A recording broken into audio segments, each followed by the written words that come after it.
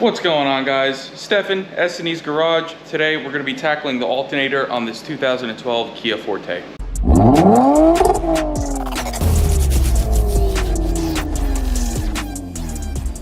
Now this alternator is going to be very similar to any Hyundai or Kia 2.0 or 2.4 liter Theta 4-cylinder engine with hydraulic power steering. Hyundai, in their infinite wisdom, and I should say Kia as well, put the power steering pump up top and the alternator down below it. So they really do not leave you a whole lot of room here to get this job done. So what we have to do here is we need to remove the intake scoop and basically this whole fan shroud in order to get this alternator out. We sneak it out from the top in front of this intake manifold here. Once we get some of this stuff out of the way, you're gonna see how, it's really not that bad. But we're gonna go ahead, we're gonna set you up on the tripod. We're gonna pull these two 10mm bolts here, and we're gonna go ahead and remove that intake scoop to start. Now, the reason we're replacing this alternator is there's two reasons. Number one, the bearings are screaming in the thing. It's very loud. And number two, it's got a battery light on. We're not getting, the proper amount of voltage to this battery, which is why we have it on a charger. Again, we're just topping it off. But we're gonna go ahead and remove this intake scoop, and then we're gonna disconnect our negative battery terminal. That way the car is disconnected from the battery, and we don't have to worry about doing any accidental welding under here.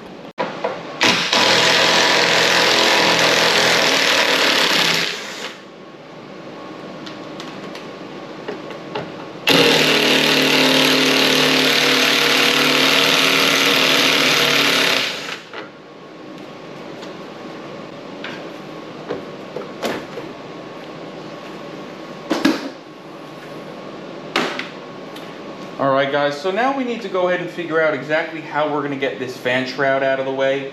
I don't like disconnecting the upper hose if I don't have to, but it looks like I might have to.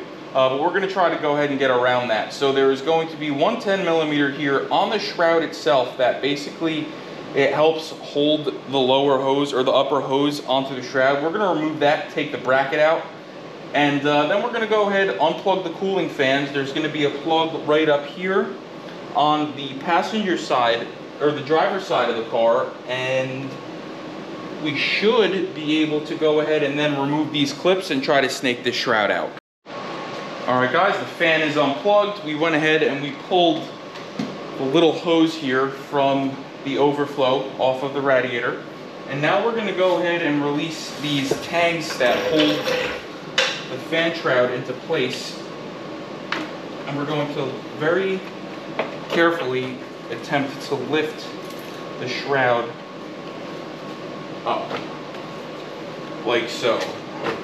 So now you'll see the shroud is loose, and we really just have to kind of try to work around this upper hose if we can. Like I said, if I have to disconnect this, I will. I would just rather not have to drain the cooling system here. You know what? We're gonna pull that hose. And with the hose out of the way, this will come right out. So don't try to fight it, just take the hose out.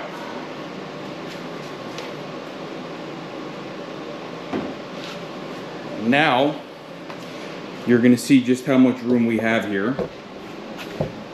All kinds of room for activities. So what we're going to do now is we're going to come over to the passenger side of the car. We're going to go ahead and release the tension on that tensioner. It is a 17mm. And then, like I said earlier, we're going to disconnect that negative terminal. Alright guys, so the tensioner is right there. You'll see my 17mm wrench on it. We just went ahead and slipped the belt off of the alternator. So now we can work on unplugging the alternator and getting all of the connections off of the back of it. And then it's just two 14mm bolts and it comes right out. Alright guys, so to make our lives easier here, we just run ahead and move this harness up out of the way. You'll see we have our power wire unbolted from the alternator. We have our main connector, basically the input and output connector, disconnected from the alternator.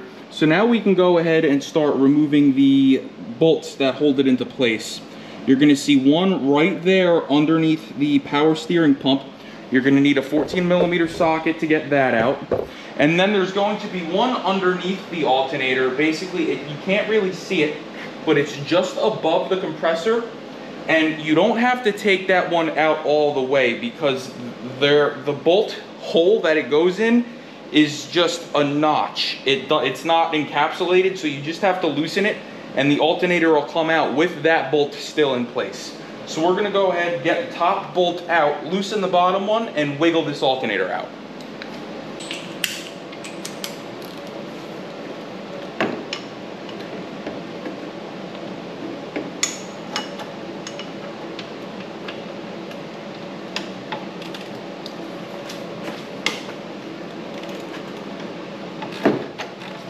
Now, someone has definitely been in here before, because I can see there's some things that are disturbed. And also the fact that this is not an original equipment alternator. This has been replaced before. Now, we are replacing this with an original equipment equivalent alternator. We went ahead and we bought one on Rock Auto from the original equipment supplier. So it is going to be, for all intents and purposes, an original equipment alternator without the Hyundai logo on it.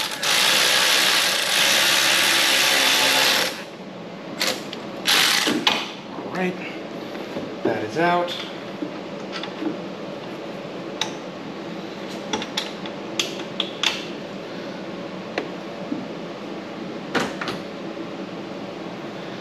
Just go ahead and snake this bolt out the rest of the way.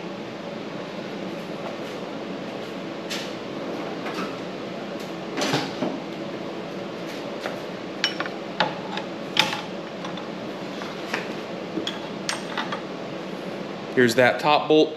The AC low pressure line is kind of in your way, but you can go ahead and snake this out. I just used a pry bar, just gave it a little tug and got it out. So now we're gonna go ahead and focus on that bottom bolt. So for this bottom bolt here, we actually ended up just pulling the shield down, and the bolt is right there. So it was actually a lot easier than fighting it from up top. A little bit different than the way I would have done it on a Hyundai, but there is a little bit less room to work under here than on the Sonata. So we made it work, but our alternator is now ready to come out. So we got it nice and loose. So we should just be able to come over here, grab this, wiggle and pull up. You wiggle and pull it at the same time, and it will eventually, it's coming.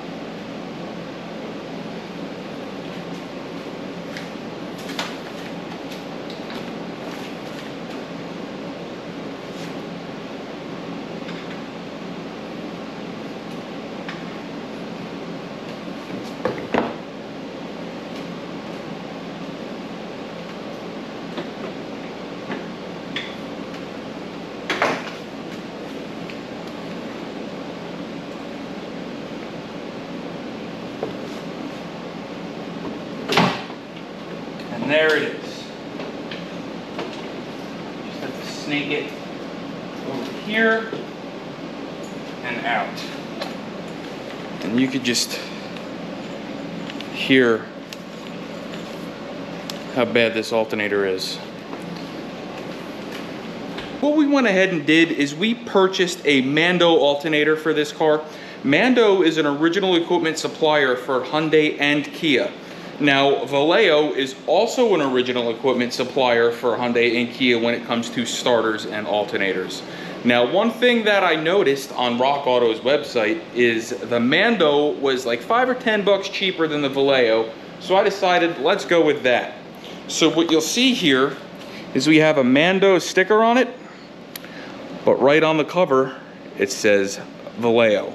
So we have an original equipment alternator, what this car would have rolled off the factory with, for a fraction of the price. I'm gonna go ahead, I'll leave a link to one of these guys in the video description below. If you do buy from that link, it does help the channel. So what we are going to do is install our bottom bolt here into the bracket. Actually, this will be our bottom bolt here. So we're gonna go ahead and install that and then slide this thing down into place. So now we're just gonna slide this thing back into place exactly the way that we took it out. We're gonna start here on the driver's side over by the transmission, slide it over and down into its slot.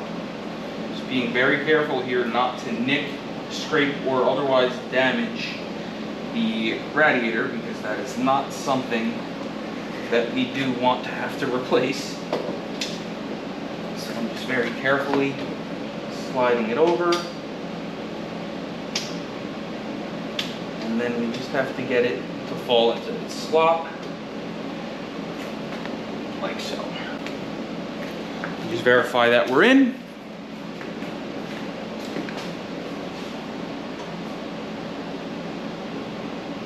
It looks like we are good to go. So now I'm going to go ahead, I'm going to grab my top bolt, slide that in, start tightening it down. We got our alternator in and tightened down. Now we're going to go ahead and reroute the belt. Now, I know these belts by heart because I've done more of these engines than I know how to count. But what I have here, go ahead, pause the screen. That's your belt diagram. The yellow mark there is the tensioner. So we have this belt all set up. All I have to do is release the tension on it and snake it around the alternator. And then we can go ahead and make all of our connections. Show you real quick. We got our belt back on.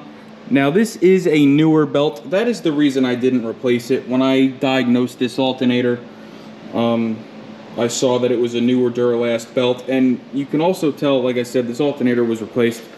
Whoever worked on this must not know Hyundais or Kias very well, because they actually did something rather stupid. They notched the body out here to get that alternator bolt all the way out.